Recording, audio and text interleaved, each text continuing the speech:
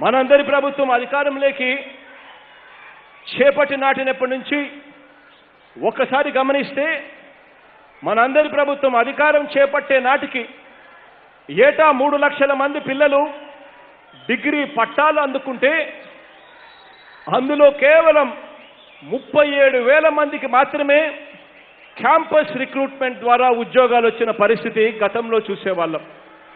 ఈరోజు మొన్న 2021-22 అంటే మన ప్రభుత్వంలో నిరుడు సంవత్సరం ఒక్కసారి గమనిస్తే అక్షరాల క్యాంపస్ ప్లేస్మెంట్ ద్వారా 85,000 మంది పిల్లలకు ఈరోజు ఉద్యోగాలు క్యాంపస్ ప్లేస్మెంట్ ద్వారా వస్తూ ఉన్నాయని చెప్పి కూడా సగర్వంగా తెలియజేస్తా ఉన్నాను.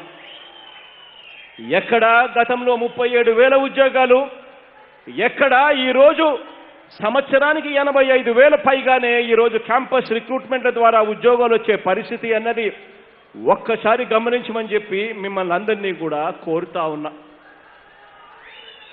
ఇక చివరగా నా ప్రసంగం ముగించే ముందు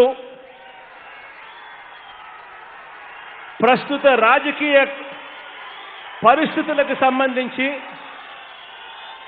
2 మాటలు చెప్తాను.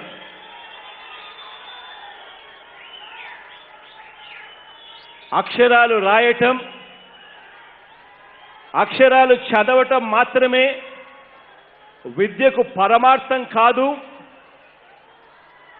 తనకు తానుగా ప్రతి పాప, ప్రతి బాబు ఆలోచించి నిర్ణయాలు తీసుకోగలిగే శక్తిని ఇవ్వగలగడమే విద్యకు పరమార్థము అని చెప్పి ప్రపంచ ప్రఖ్యాత ఫిజిసిస్ట్ ఆల్బర్ట్ ఐన్స్టైన్ చక్కగా డిఫైన్ చేశాడు. ఈరోజు రాష్ట్ర రాజకీయాల విషయానికి వస్తే ఈరోజు కొరవడిన అటువంటి ఆలోచన శక్తి, కొరవడిన అటువంటి వివేకం ఈరోజు ప్రతిపక్షాలకు ఎప్పటికైనా కూడా రావాలి అని చెప్పి ఈరోజు ఆ దేవుడిని కోరుకుంటా ఉన్నాం.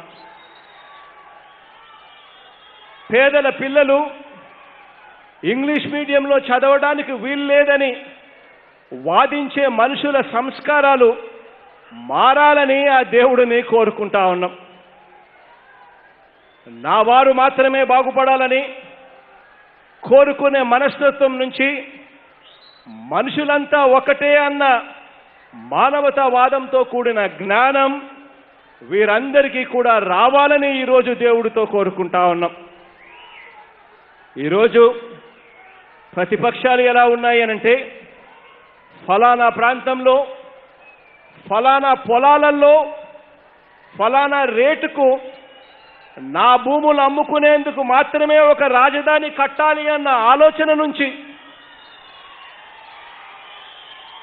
వీళ్ళందరూ కూడా బయటపడేలా వీరికి ఆ దేవుడు జ్ఞానాన్ని, బుద్ధి దేవుడు వీరందరికీ కూడా పంచిపెట్టాలి అని చెప్పి కోరుకునే పరిస్థితి ఈరోజు ఉంది.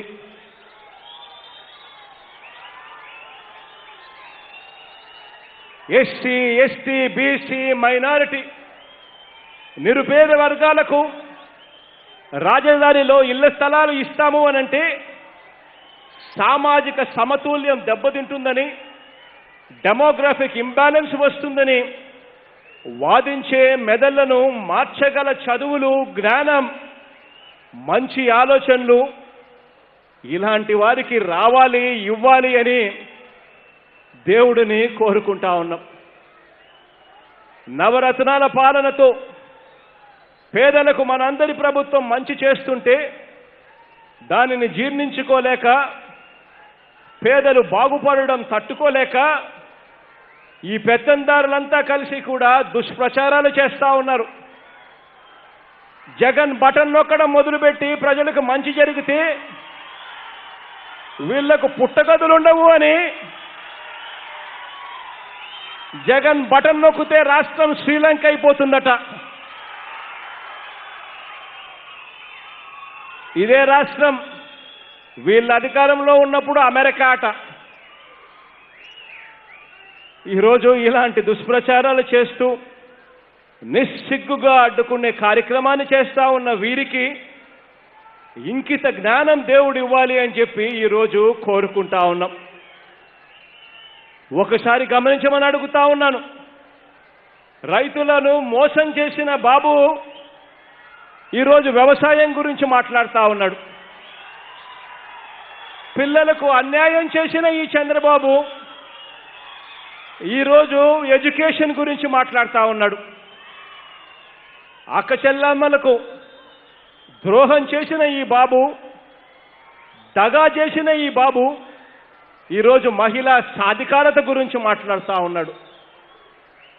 ఎస్సీలను, ఎస్టీలను, బీసీలను, మైనారిటీలను అవమానించి అన్యాయం చేసిన బాబు ఈరోజు సామాజిక న్యాయం గురించి మాట్లాడుతూ ఉన్నాడు.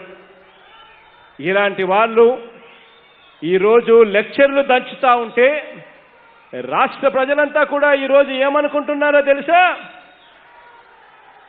ఇదేమి కర్మరా బాబు అని చెప్పి ఈరోజు రాష్ట్రమంతటా కూడా అనుకుంటా ఉన్నారు.